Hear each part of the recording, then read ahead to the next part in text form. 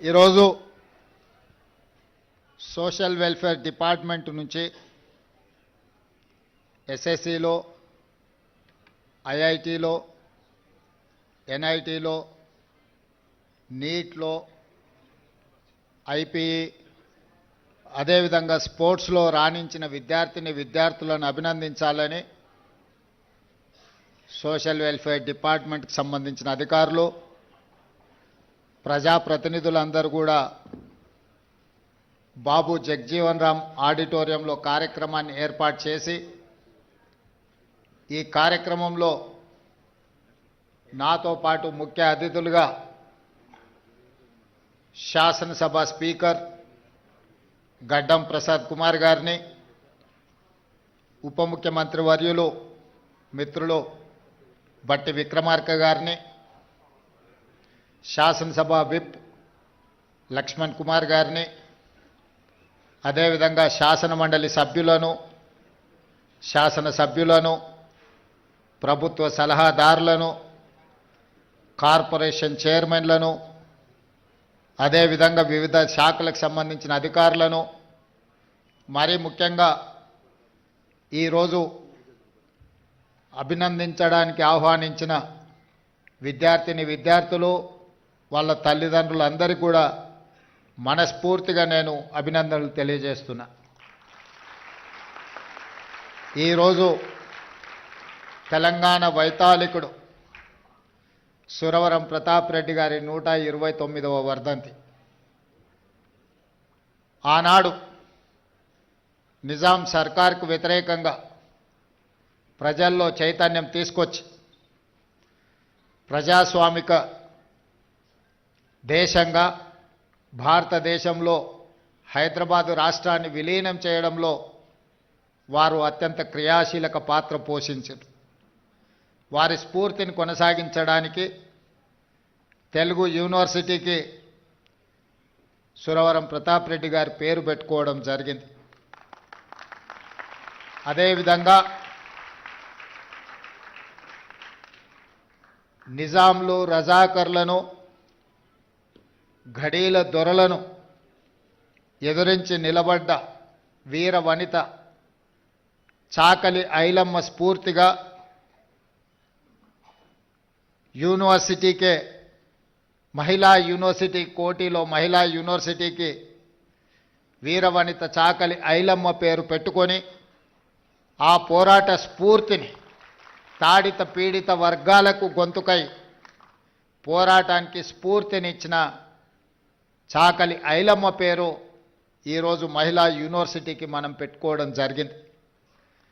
ఇదే కాదు, టెక్స్టైల్ కళాశాలకు సంబంధించి కొత్తగా కేంద్ర ప్రభుత్వం అనుమతి తెచ్చుకోవడమే కాకుండా ఈరోజు దానికి డాక్టర్ కొండా లక్ష్మణ్ బాపూజీ మొదటి తరం తెలంగాణ ఉద్యమంలో తెలంగాణ రాష్ట్ర సాధన కోసం సర్వం త్యాగం చేసిన కొండా లక్ష్మణ్ బాపూజీ గారి పేరును ఈరోజు టెక్స్టైల్ యూనివర్సిటీకి మనం పేరు పెట్టుకోవడం జరిగింది.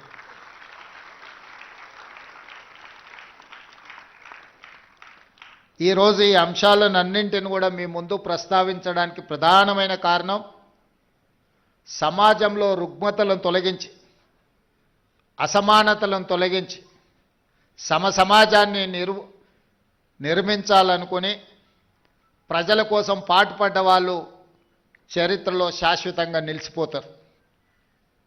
వాళ్ళ స్ఫూర్తితోని ఈ ప్రభుత్వం ఇందిరమ్మ రాజ్యం ఏర్పడ్డది.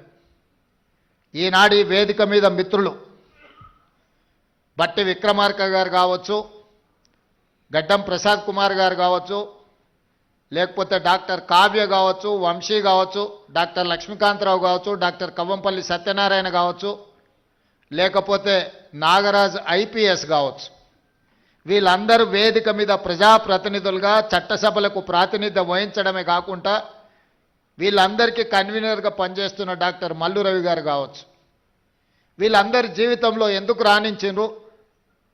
ఈరోజు చిన్న వయసులోనే వంశీ ఎంపీ కావడము, కావ్య డాక్టర్గా రాణించడమే కాకుండా ఈరోజు పార్లమెంట్ సభ్యురాలుగా ప్రాతినిధ్యం వహిస్తున్నదంటే దీనికి ప్రధానమైన కారణం ఈ దేశానికి స్వతంత్రం ఇప్పించిన కాంగ్రెస్ పార్టీ పండిత్ జవహర్లాల్ నెహ్రూ గారు మొట్టమొదటి ప్రధానమంత్రిగా ఈ దేశ ప్రజలు పరిపాలన చేసుకోవడానికి అవసరమైన రాజ్యాంగాన్ని రచించుకోవడానికి డాక్టర్ బాబాసాహెబ్ అంబేద్కర్ గారి నాయకత్వంలో ఈ రాజ్యాంగాన్ని దేశానికి అందించడం జరిగింది. డాక్టర్ బాబాసాహెబ్ అందించిన రాజ్యాంగం ఆ స్ఫూర్తి ఈనాడు కాంగ్రెస్ పార్టీ ఎస్సీ ఎస్టీ రిజర్వేషన్లు అందించడం ద్వారా సమాజంలో అణిచివేతకు గురైతున్న వీళ్లను పాలితులుగా ఉన్న దళితులను గిరిజనులను పాలకులుగా తయారు చేసి పాలసీలను ఈ దేశానికి అందించే అవకాశం కాంగ్రెస్ పార్టీ ఇచ్చింది. అందుకే వీళ్ళు చదువుకొని విద్యలో ఉద్యోగాలలో వృత్తి నైపుణ్యంలో కాంగ్రెస్ పార్టీ అందించిన రిజర్వేషన్లను అందిపుచ్చుకొని డాక్టర్లుగా ఐపీఎస్లుగా ప్రజాప్రతినిధులుగా ఈరోజు ఈ సమాజంలో రాణించి ఈరోజు ఈ వేదిక మీద నిలబడి మీకు ఆదర్శంగా మీ ముందు నించున్నారు. దీనికి ప్రధానమైన కారణం కాంగ్రెస్ పార్టీ, పండిత్ జవహర్లాల్ నెహ్రూ గారు, శ్రీమతి ఇందిరాగాంధీ గారు. మిత్రులారా, ఈరోజు ఈ గౌరవం, ఈ సమాజంలో గుర్తింపు వీళ్ళకు కులం వల్ల రాలేదు, వీళ్ళకు చదువు వల్ల గుర్తింపు వచ్చింది. చదువే ఈరోజు వాళ్ళని గౌరవం తెచ్చిపెట్టింది. ఆ చదువే ఈ వేదిక మీద ఈరోజు కూర్చోబెట్టింది. అప్పుడప్పుడు మేము మంచి ఇంగ్లీష్ మాట్లాడాలి ఎవరైనా ఉన్నారా అన్నప్పుడు గడ్డం వినోద్ గారిని నేను చూపిస్తుంటే హెచ్పిఎస్లో బ్రహ్మాండంగా చదువుకొని ఈరోజు మంచి లాంగ్వేజ్ పట్టు ఉన్న ఒక ప్రజాప్రతినిధిగా గడ్డం వినోద్ గారిని మేము చూపిస్తుంటాం. వీటన్నిటికీ కారణం జీవితంలో మొదటి సక్సెస్ చూసిన ఈరోజు ఎస్ఎస్సి కావచ్చు, ఐఐటి కావచ్చు, ఎన్ఐటి కావచ్చు, లేకపోతే నీట్లో రాణించిన ఈ పిల్లలందరికీ ఒక విషయం అర్థం కావాలి, మీరు మా పిల్లలు, ఈ సమాజంలో భాగస్వాములు. రేపు ఈ తెలంగాణ సమాజం పునర్నిర్మించాలంటే తెలంగాణ సమాజంలో పునర్నిర్మాణంలో మీరు భాగస్వాములు కావాలి. మీరు రాణించాలంటే మీరు చదువులో నైపుణ్యాన్ని ప్రదర్శించాలి. ఈరోజు ఉన్నత శిఖరాలకు మీరు ఎదగాలి అనంటే చదువు ఒక్కటే మీకు లక్ష్యంగా ఉండాలి అనేదే నా యొక్క సూచన. ఈరోజు మిత్రులారా, మీరందరూ ఆలోచన చేయండి. SC ST BC minority EWS వర్గాలుగా ఈరోజు సమాజంలో ఉన్న ఎవరికి వాళ్ళకి వేరే వేరే రెసిడెన్షియల్ స్కూళ్ళు పెట్టడం వల్ల ఒక రకమైన ఆత్మ న్యూనత భావంలో మనం పెరగవలసిన పరిస్థితి వస్తుంది. ఎందుకు ఈ సమాజం మమ్మల్ని దళితులు కదా అని ఒక పక్కన పెట్టినరా, లేకపోతే గిరిజనులని మమ్మల్ని ఇంకొక పక్కన పెట్టిరా, బలైన వర్గాలని మమ్మల్ని చిన్నచూపు చూస్తున్నారా అని మన మనసులో ఎక్కడో ఒక దగ్గర నిగూఢమైన అభద్రతా భావం ఉంటుంది. వీటిని తొలగించాలి అనంటే మనం అందరం కలిసి చదువుకోవాలి, కలిసి పెరగాలి, కలిసి జీవితాన్ని పంచుకోవాలి. అప్పుడే ఈ ఆత్మన్యూనత భావం పోతుంది. ఈ సమాజ నిర్మాణంలో మీరు భాగస్వాములు అవుతారు అని ఆలోచన చేసి ఈరోజు రాష్ట్ర ప్రభుత్వం young India integrated residential schools అనే ఒక విధానాన్ని తీసుకొచ్చి ఈ దేశానికి ఆదర్శంగా ఉండే విధంగా 25 ఎకరాలలో ఒక కార్పొరేట్ కాలేజీలతో పోటీ పడే విధంగా ఈచ్ స్కూల్కి 200 కోట్ల రూపాయలు కేటాయించి ఈరోజు మీకు ఒక ఇంటర్నేషనల్ స్టాండర్డ్స్ ఎడ్యుకేషన్ని, not only infrastructure, educational qualification కూడా అక్కడ ఉండే క్వాలిటీ కూడా పెంచాలి అని ఒక లక్ష్యంతో ఈరోజు మేము పనిచేస్తున్నాం. ఈరోజు చాలామంది విమర్శిస్తున్నారు. ఇవాళనే ఒక పత్రికలో చూసిన ఈ SC ST BC minority EWS పిల్లలకు 200 కోట్ల రూపాయలు పెట్టి 100 అంటే దాదాపుగా 25,000 కోట్ల రూపాయలు ఖర్చు పెట్టి కట్టాల్సిన అవసరం ఉందా అని ఒక పత్రిక రాసింది, ఒక రాజకీయ పార్టీకి సంబంధించిన పత్రిక. కరెక్టే మీ విధానంలో, ఎందుకంటే మీరు అధికారంలో ఉన్నప్పుడు బర్రెలు గొర్రెలు చేపలు చెప్పులు కుట్టుకోండి అనే స్కీములు మీరు తీసుకొచ్చిండ్రు. ఆనాడు బడుగు బలైన దళిత గిరిజన మైనారిటీ వర్గాలు ఏం చేయాలంటే దళితులు చెప్పులు కుట్టుకోవాలి, బలహీన వర్గాలు చేపలు పట్టుకోవాలి, ట్రైబల్స్ పందులు పెంచుకోవాలని గత ప్రభుత్వంలో స్కీములు వచ్చినాయి. మీరు అందరూ చూడండి, గత 10 సంవత్సరాలలో ఏం చెప్పారు? బర్రెలు గొర్రెలు ఇస్తాం, చేపలు ఇస్తాం, చెప్పులు కుట్టుకోండి, మీకు స్కీములు ఇస్తామని చెప్పిండ్రు తప్ప మీకు చదువు చెప్తాం, మీకు రాజ్యాధికారం ఇస్తాం, మీ రాజ్యం నిర్మాణంలో మిమ్మల్ని భాగస్వాములను చేస్తామని చెప్పలేదు. మీ చదువుకున్న నిరుద్యోగ యువకులకు పీజీలు పిహెచ్డీలు చదివి ఇవాళ చాలామంది పేదోళ్ళు, నేను గ్రామీణ ప్రాంతం నుంచి వచ్చిన, గ్రామీణ పరిస్థితులు ఎట్లుంటాయో క్షుణ్ణంగా అవగాహన ఉన్నవాడిగా చెప్తున్నా.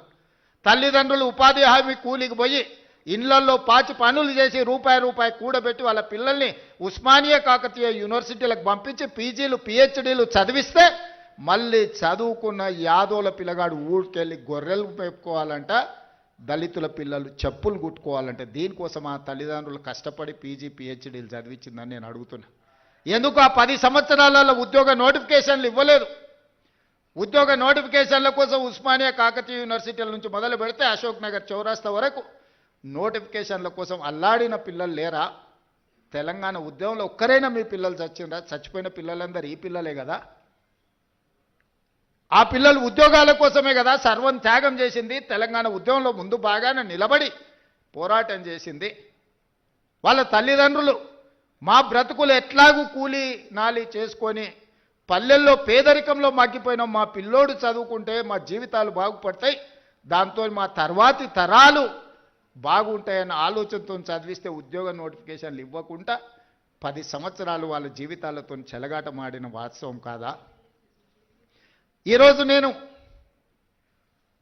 సివిల్ సొసైటీలో పనిచేసే వాళ్ళ తరఫున వాళ్ళు నన్ను కలిసి మాట్లాడినప్పుడు 23-24 సంవత్సరాల యువకుడు పోటీ పరీక్షలకు ప్రిపేర్ అవుదామని హైదరాబాద్కు వస్తే 10 సంవత్సరాలు నోటిఫికేషన్ లేకపోతే వాడి జీవితంలో 23-24 సంవత్సరాల నుంచి 35-36 సంవత్సరాల వరకు జీవితంలో నిలదొక్కుకోకుండా, పెళ్ళి లేకుండా, కుటుంబంతో ఉండకుండా ఈరోజు వాళ్ళ జీవితాలు కాలగర్భంలో కలిసిపోతుంటే ఆ తల్లిదండ్రుల దుఃఖం అనేది కుర్చీలో ఉన్నవాడికి ఉండాలి కదా.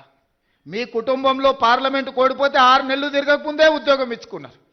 మీ బంధువులను ప్రజలు తిరస్కరిస్తే ఎంబడెంబడే నామినేట్ పదవులు ఇచ్చుకున్నారు. మీ పిల్లలకి ఎప్పుడు ఉద్యోగాలు ఉండాలి, మీ పిల్లలకు పెద్ద పెద్ద ఫామ్ హౌజులు ఉండాలి, మీరు ఆగర్భ శ్రీమంతులుగా బెంచ్ కార్లలో తిరగాలి. మేమేం వద్దంటలేము, మీరు లావిష్ లైఫ్ మీరు గడపండి, కానీ కనీసం మా పిల్లలకు పోటీ పరీక్షలు నిర్వహించాలన్న ఆలోచన మీకు రాలే. ఇవాళ మా ప్రభుత్వం వచ్చిన మొదటి సంవత్సరంలో ఆన్ రికార్డ్ నేను ఛాలెంజ్ చేస్తున్న, ఈ దేశంలో ఏ రాష్ట్ర ముఖ్యమంత్రినైనా, ఏ ప్రభుత్వమైనా, ఏ పాలకులైనా ఒక్క సంవత్సరంలో 59,000 ప్రభుత్వ ఉద్యోగాలు ఇచ్చిన ఎవరైనా ముఖ్యమంత్రి రాష్ట్ర ప్రభుత్వం ఉంటే వాళ్ళు విధించే ఏ శిక్షకైనా నేను మా ఉప ముఖ్యమంత్రి గారు సిద్ధంగా ఉన్నాము. మా ప్రభుత్వం, మా మంత్రివర్గం మొదటి సంవత్సరంలో 59,000 ప్రభుత్వ ఉద్యోగ నియామక పత్రాలు ఏ ఎల్బీ స్టేడియంలో మేము మంత్రులుగా ముఖ్యమంత్రిగా ప్రమాణ స్వీకారం చేసినామో అదే ఎల్బీ స్టేడియంలో వాళ్ళందరినీ పిలిపించి నియామక పత్రాలు వాళ్ళ చేతులకు అందించినప్పుడు ఆ పేదవాళ్ళ తల్లిదండ్రుల కళ్ళల్లో చూసిన ఆనందం జీవితకాలం గుర్తుంటుంది. ఎందుకంటే వాళ్ళ పిల్లలు ప్రయోజకులైనప్పుడు ఆ తల్లిదండ్రుల కళ్ళల్లో కనిపించే ఆనందం ఒక గొప్ప అనుభూతి. అది మాటలకు అందదు, మాటలు చెప్పినా సరిపోవు. అట్లా 59,000 మందికి ఎల్బీ స్టేడియంలో మొదటి సంవత్సరంలోనే ప్రభుత్వ ఉద్యోగ నియామకాలు అందించి మాకిచ్చిన అవకాశాన్ని సద్వినియోగం చేసుకునే ప్రయత్నం చేస్తున్నాం. ప్రైవేట్ కార్పొరేట్ కంపెనీల్లో కూడా దాదాపుగా ఈ సంవత్సరన్నరలో 1,00,000 ఉద్యోగాలు లెక్కగట్టి ఈరోజు పెట్టుబడులు తెచ్చి మన చదువుకున్న పిల్లలకు ఉద్యోగాలు అందించినాం. కానీ ఇవి సరిపోవు, నాకు స్పష్టంగా తెలుసు. దాదాపుగా పబ్లిక్ సర్వీస్ కమిషన్ నమోదు చేయించుకుంటే నిరుద్యోగులు పట్టభద్రుల పైన చదువుకున్న వాళ్ళు 20 లక్షల మంది దాకా ఉన్నారు. వీళ్ళందరికీ ప్రభుత్వంలో ఉద్యోగ అవకాశాలు వస్తాయంటే రావచ్చు, రాకపోవచ్చు. కానీ ప్రభుత్వం పెట్టవలసిన పోటీ పరీక్షలు పెట్టి ఫలితాలను ప్రకటిస్తే వాళ్ళు జీవితంలో ఇంకో ఓపి ప్రయాణం చేస్తారు. పరీక్షలు పెట్టకుంటుంటే ఆ పరీక్షల కోసమే 10 సంవత్సరాలు అశోక్ నగర్లను, అమీర్పేట్ చౌరస్తాలను, దిల్సుఖ్ నగర్లను కోచింగ్ సెంటర్ల చుట్టూ తిరుక్కుంటూ యుక్త వయసు మొత్తం కాలగర్భంలో కలిసిపేసిన తర్వాత వాళ్ళు ఎందుకు ఉపయోగపడతారు? అందుకే పోటీ పరీక్షలు ఎంబడెంబడే పెడితే గత 10 సంవత్సరాల పరీక్షలు పెట్టట్లేదని రోడ్ల మీద ధర్నాలు చేసిన నిరుద్యోగ యువకులు ఇంత మీద పరీక్షలు పెడితే ఎట్లా, కొంత వాయిదా వేయండి అని ధర్నాలు చేసిన చరిత్ర ఎప్పుడైనా ఉందా? మొదటిసారి మన ప్రభుత్వంలో మొదటి సంవత్సరంలోనే ఆ సిచ్యువేషన్ చూసినాం. నా బాధ, నా ఆవేదన ఒక్కటే, నా ఆలోచన ఒక్కటే, పరీక్షలు వాయిదాలు పెట్టినా కొద్దిగా పిల్లలు ఇంకో పని చేసుకోరు, ఇంకొక దానికి ప్రిపేర్ అవ్వరు. 65 రోజుల్లో 11,000 మంది టీచర్ల నియామకాలు చేపడితే 3 లక్షల మంది పరీక్షలు రాసింది. ఉద్యోగాలు ఇచ్చింది 11,000 మంది. మరి దాదాపుగా 2,89,000 మంది ప్రత్యామ్నాయం ఎత్తుకుంటారు. పరీక్ష అయిపోయి ఫలితాలు వస్తే ఇక మాకు ప్రభుత్వ టీచర్ ఉద్యోగానికి అవకాశం లేదు, మేము జీవితంలో ఇంకో ప్రయత్నం చేసుకోవాలి, ఇంకో పని చేసుకోవాలని ఆ దిశగా వాళ్ళు ఆలోచన చేసుకునే అవకాశం ఉంటుంది. ఈ రకంగా గ్రూప్ 1 పరీక్షలు 563 కంబైన్డ్ స్టేట్లో కూడా అన్ని ఉద్యోగాలు ఎప్పుడు ఇవ్వలే. ఆనాడు గ్రూప్ 1 పరీక్షలు మీకు తెలుసు, గత ప్రభుత్వం పరీక్షలు పెడతామని చెప్పి పెట్టి ప్రశ్న పత్రాలు జిరాక్స్ సెంటర్లలో పల్లి బఠానీలలాగా అమ్మి వాళ్ళకు కావాల్సిన వాళ్ళను పరీక్షలలో పాస్ చేసుకున్న పరిస్థితి వస్తే పట్టుకొచ్చి లోపలేసి రద్దు చేసి కొత్త పరీక్షలు పెట్టినాం. దాదాపు 5 లక్షల మంది ఈరోజు ఆ పరీక్షలకు ప్రిపేర్ అయినాం. నియామక పత్రాలు అందించేటప్పుడు వండుకున్న వంట నోట్లో పెట్టుకునే సందర్భంలో ఈరోజు కింద పడేసి పొలిటికల్ లిటిగేషన్స్ ఈరోజు కోర్టులు వేసి నియామక పత్రాలు అందకుండా ఆపినరు. ఇది ఒక ఆవేదన. ఎందుకంటే సమాజానికి మంచి చేద్దాం అనుకున్నప్పుడు కొంతమంది ఇట్లాంటి వాళ్ళు ఉంటారు. ఇవాళ group 1, group 2, group 3, group 4 exams పారదర్శకంగా నిర్వహించడమే కాకుండా ఫలితాలను ప్రకటించి నియామక పత్రాలు అందించి తెలంగాణ రాష్ట్ర ప్రభుత్వం తన బాధ్యతను నెరవేర్చాలనుకుంటుంటే ఈరోజు గ్రూప్ 1లో 563 మంది స్టేట్ లెవెల్ ఆఫీసర్స్ని ఈరోజు 89% ఎస్సీ ఎస్టీ బీసీ మైనారిటీలు సెలెక్ట్ అయినారు. అందులో 89% గ్రూప్ 1 పరీక్షల్లో దాదాపుగా ఎస్సీ ఎస్టీ బీసీ మైనారిటీలు ఈడబ్ల్యూఎస్ వాళ్ళు ఈరోజు సెలెక్ట్ అయినారు. ఇవాళ నోటి కాడికొచ్చిన ముద్దను ఎవడో కింద పడేసి మట్టిపాలు చేస్తే ఆ తల్లిదండ్రుల దుఃఖం ఎట్లుంటుందో ఒకసారి ఆలోచన చేయండి. ఇవాళ 563 మంది గురించి నేను మాట్లాడతలేదు. పరీక్షలు రాసిన వాళ్ళు ప్రత్యామ్నాయంగా ఏదైనా ఎత్తుకుందామనే సందర్భంలో ఈ ఉన్న పరీక్షల ఫలితాలను వాయిదా పెట్టడంతో వాళ్ళకు మళ్ళీ ఒక ఆశ, ఏమన్నా మళ్ళీ పరీక్షలు వస్తాయో, ఇవి రద్దు అవుతాయో, మళ్ళీ చదవాలేం, మళ్ళీ చదవాలంటే ఇప్పుడు నేను ఎక్కడికో పోతే మళ్ళీ వెనకొచ్చి చదువుకోవాలన్నా లేదా? త్రిశంకు స్వర్గంలో ఈరోజు మళ్ళీ 5 లక్షల మంది నిరుద్యోగ యువకులను గతంలో 10 సంవత్సరాలు పరీక్ష నిర్వహించని పార్టీలు ఈరోజు ఈ కేసులు వేసి ఈ విద్యార్థులను ఇరుక్కున పెడుతున్నాయి. 2011 తర్వాత గ్రూప్ 1 పరీక్షలే నిర్వహించలేదు. 15 సంవత్సరాలైంది గ్రూప్ 1లో. ఆయల్ల గ్రూప్ 1 రాద్దాం అనుకున్నోడు ఇవాళ 15 ఏళ్ళ వరకు పరీక్షలు పెట్టలేదంటే వాళ్ళ వయసు ఎంత ఉంటుందో మీరు ఒకసారి ఆలోచన చేయండి. ఇదొక సోషల్ ఇష్యూ కింద మారుతున్నది, సామాజిక సమస్య కింద మారుతున్నది. ఇట్లాంటి వాళ్ళను మీరు విద్యార్థులు అందరూ నిశ్చితంగా గమనించాలి. ఇలాంటి వాళ్ళను ఎక్కడైనా ఎదురుపడితే అడగాలి, ఎందుకయ్యా మా ఉద్యోగాలకు అడ్డం పడుతున్నారు? ఎవరైనా వాళ్ళ ఎన్నికలు ఒక 6 నెలలు ఆగుతారా? వాళ్ళ ఇంట్లో ఓడిపోతే 6 నెలలు కూడా ఒక్కరికి కూడా ఆపకుండా ఉద్యోగాలు ఎంబడెంబడే ఇచ్చారు. కానీ మన పిల్లల ఉద్యోగాలకు వచ్చేటప్పటికి వాళ్ళకు ప్రతిదీ రాజకీయమే. అందుకే ఈరోజు మన పిల్లల్ని ప్రోత్సహించాలి, వాళ్ళని అభినందించాలి, స్వయంగా వాళ్ళని కలవాలి. ఇక్కడున్న అందరు నేను అడుగుతున్న, తెలంగాణ వచ్చిన 10 సంవత్సరాలలో ఎప్పుడన్నా ముఖ్యమంత్రిని కలిసిరా? మీరు కలిసిరా? ఎవరైనా కలిసిన వాళ్ళు ఎవరైనా ఉంటే చేయొద్దండి. కానీ నేను మిమ్మల్ని రెగ్యులర్ కలుస్తూనే ఉన్నా కదా. ఇది తేడా. ప్రజాపాలనకు దొరల పాలనకు. ముఖ్యమంత్రి అంటే ఆకాశంలోకి వెళ్ళి ఊడిపడ్డ పదవి కాదు, అది ప్రజలు ఆశీర్వదించి, ముఖ్యంగా దళితులు, గిరిజనులు, ఆదివాసీలు ఆశీర్వదిస్తే ఈ కుర్చీ వస్తుంది. ఆ కుర్చీ వాళ్ళ కోసం కాకుండా మన కోసం వినియోగించుకోవడం కాదు. అందుకే మీ మధ్యలో ఉండాలి, మీతో ఆలోచనలు పంచుకోవాలి.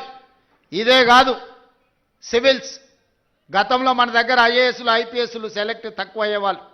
ఎందుకంటే కోచింగ్కి వెళ్ళాలంటే ఢిల్లీకి వెళ్ళాలనో ఇతర ప్రాంతాలకు వెళ్ళాలన్నట్టుగా ఉండే. మన దగ్గర ఉన్న కోచింగ్ సెంటర్లు లిమిటెడ్.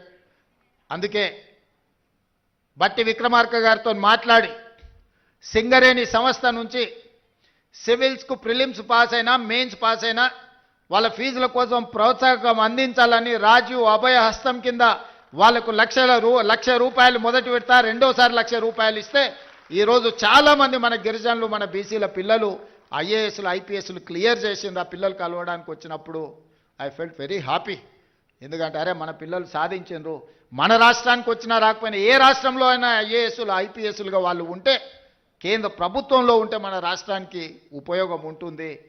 ఇవాళ ఇక్కడికి వచ్చిన పిల్లలందరికీ నా సూచన ఒక్కటే, మీరు జీవితంలో తొలి మెట్టు ఎక్కబోతున్నారు. ఇప్పుడు ఎన్నో అట్రాక్షన్స్ ఉంటాయి, లైఫ్ అంతా కలర్ఫుల్గా కనిపిస్తుంటుంది, రకరకాల ఫ్రెండ్స్ ఉంటారు, అన్ని రకాల వాళ్ళు ఉంటారు. మనం నెక్స్ట్ లెవెల్కి వచ్చినప్పుడు ఇంటర్ నుంచి డిగ్రీయో లేకపోతే ఇంజనీరింగో లేకపోతే డాక్టర్లు పోయినప్పుడు ఇవన్నీ కూడా మనల్ని అట్రాక్ట్ చేస్తుంటాయి. కానీ జీవితంలో 25 సంవత్సరాల వయసు వచ్చే వరకు నిబద్ధతతోని కష్టపడి చదువుకొని కెరీర్లో రాణిస్తే ఆ తర్వాత 40-50 సంవత్సరాలు ఈ సమాజంలో గౌరవంతో బ్రతకొచ్చు. డాక్టర్లుగా, లాయర్లుగా, ఇంజనీర్లుగా, ఐఏఎస్లుగా, ఐపీఎస్లుగా, ఐఎఫ్ఎస్లుగా, ప్రజాప్రతినిధులుగా, ఎమ్మెల్యేలుగా, ఎమ్మెల్సీలుగా, ఎంపీలుగా, మంత్రులుగా, ముఖ్యమంత్రులుగా రాణించడానికి అవకాశం ఉంటుంది మొదటి 25 సంవత్సరాలు కష్టపడితే. ఈ మొదటి 25 సంవత్సరాల 15 సంవత్సరాల నుంచి 25 సంవత్సరాలు అత్యంత కీలకమైన సమయం. ఇప్పుడు మీరున్న వయసు, ఎన్నో రకాల ఊహాలోకాల్లో తిరుగుతుంటాం, ఎన్నో రకాల అట్రాక్షన్స్ మనల్ని అట్రాక్ట్ చేస్తుంటాయి. ఆ అట్రాక్షన్స్లో పడి లైఫ్లో మనము డీవియేట్ చేసి వేరే దారిలోకి పోతే ఆ తర్వాత బతికినంత కాలం దుఃఖంతోనే బతకాలి. 25 ఏళ్ళ లోపల మీరు లైఫ్లో సెటిల్ అయితే మనం 70-75 సంవత్సరాలు ఒకవేళ బతికినాం అంటే 50 సంవత్సరాల ఆత్మగౌరవంతో సమాజం మనల్ని గొప్పగా గౌరవిస్తూ ఉంటుంది. మనం జీవితంలో రాణించవచ్చు. మన తల్లిదండ్రులు మా పిల్లోడు డాక్టర్ అను ఇంజనీర్ అను గర్వంగా గ్రామంలో చెప్పుకుంటే అది ఒక గొప్ప అనుభూతి. కానీ మొదటి 25 సంవత్సరాలు ముఖ్యంగా 15 ఏళ్ళ నుంచి 25 ఏళ్ళ వయసులో తప్పుదారి పడితే ఆ తర్వాత జీవితాంతం తల్లిదండ్రులు కూడా తలదించుకునే పరిస్థితి. మన కన్న తల్లిదండ్రులకు, మనం పెరిగిన గ్రామానికి కూడా చెడ్డ పేరు వస్తుంది. ఇవాళ ఇక్కడికి వచ్చిన విద్యార్థులకు కష్టపడండి.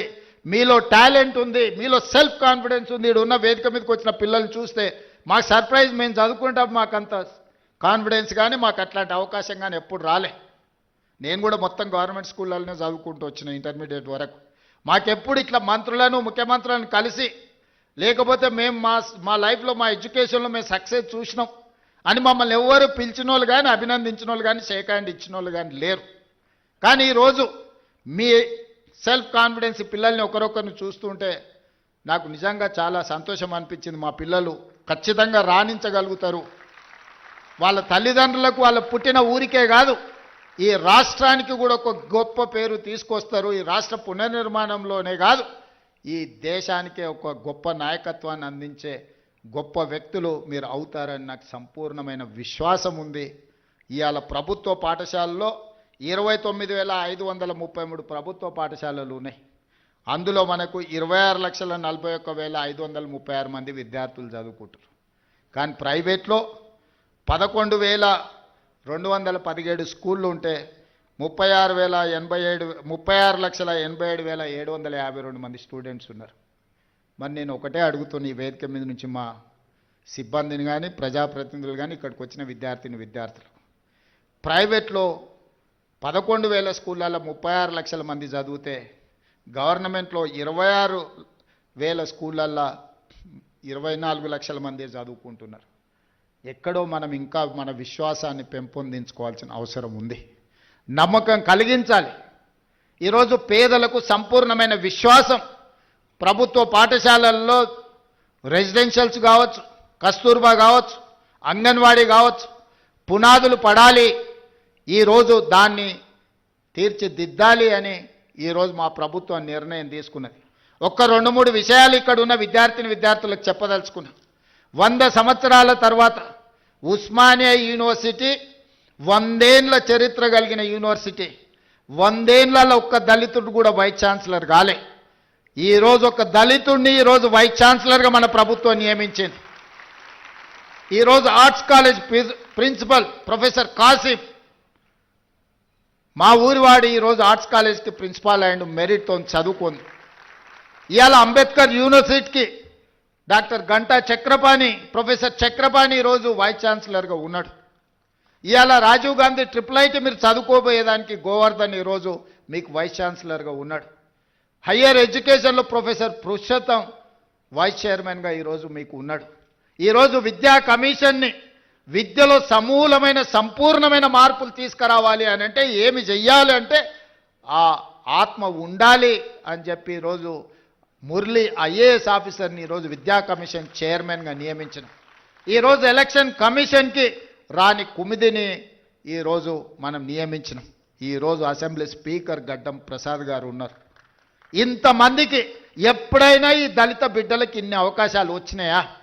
మీరు ఒక్కసారి ఆలోచన చేయండి. ఇవాళ ప్రజాప్రభుత్వం ఉన్నది కాబట్టి అసెంబ్లీ స్పీకర్ ఆయన ముఖ్యమంత్రిని చేస్తాను మోసం చేస్తే ఆయనను అధ్యక్ష అని పిలిచి మైక్ అడుక్కునే పరిస్థితి ఒక దళిత బిడ్డ చేతిలో పెట్టి నువ్వు ఆడ తప్పించుకున్నా ఈడ తప్పించుకోలేవు అని చెప్పి మా సోదరుడు గడ్డం ప్రసాద్ కుమార్ గారిని అసెంబ్లీ స్పీకర్గా ఈరోజు ఇందిరమ్మ రాజ్యంలో ప్రజాప్రభుత్వంలో మనం చేసినాం. ఆర్ట్స్ కాలేజ్ కానీ, ఉస్మానియా యూనివర్సిటీకి కానీ, లేకపోతే అంబేద్కర్ యూనివర్సిటీకి కానీ, రాజీవ్ గాంధీ ట్రిపుల్ ఐటీకి కానీ, హయ్యర్ ఎడ్యుకేషన్లో కానీ, విద్యా కమిషన్లో కానీ, ఎలక్షన్ కమిషన్లో ఇన్ని చైర్మన్ పదవులు. ఈరోజు ఈవెన్ లాలో కూడా పబ్లిక్ ప్రాసిక్యూటర్ నాగేశ్వరరావు గారిని దళితుడిని ఈరోజు పెట్టినాం. ఇప్పటివరకు స్వతంత్రం వచ్చినప్పటి నుంచి ఏ రోజు కూడా ఒక దళితుడికి అవకాశం రాలే. ఇన్ని ఎస్సీ కార్పొరేషన్ ప్రీతం సరే అది. సో నేను అనేది ఏంటి అంటే ఇవన్నీ కూడా కులం ఒక్కదాంతోనే అవకాశాలు రాలే, వాళ్ళు చదువుకున్నారు కాబట్టి ఇవాళ అవకాశాలు వచ్చినాయి. ఇవాళ ఫైనాన్స్ను మేము తీర్చిదిద్దుతున్నాం అంటే సెంట్రల్ యూనివర్సిటీ స్టూడెంట్ ఈరోజు డిప్యూటీ సీఎంగా సెంట్రల్ యూనివర్సిటీలో చదువుకొని రాణించిన మల్లు బట్టి విక్రమార్క గారు ఈరోజు ఆర్థిక మంత్రిగా డిప్యూటీ సీఎంగా ఉన్నాడు కాబట్టి ఈ నిధులన్నిటిని కూడా ఒక సిస్టమేటిక్గా స్ట్రీమ్లైన్ చేసి మీ దగ్గరికి పంపిస్తున్నాం. దీనికంతా చదువే కారణం. దేశ భవిష్యత్తు తరగతి గదుల్లో ఉంది. ఇవాళ మీరు కష్టపడి చదువుకొని రాణిస్తే ఈ రాష్ట్రానికే మీరు నాయకత్వం వహించే అవకాశం వస్తుంది. మీరందరూ రాణించాలని, మీ జీవితం ఉజ్వలంగా ఉండాలి అని, ఈ ప్రభుత్వం మీకు అండగా నిలబడుతుంది అని, రేవంత్ అన్న అని మీరు ఎప్పుడు పిలిచినా మీకు పలికే నాయకుడిగా మీకు తోడుగా నేను ఉంటానని, మా పిల్లలు రాణించాలి, మా పిల్లలు బాగుండాలి అని నిండు మనసుతో ఈ వేదిక మీద ఉన్న మేమందరం కోరుకుంటున్నాము. మీ మంచే మా మంచి.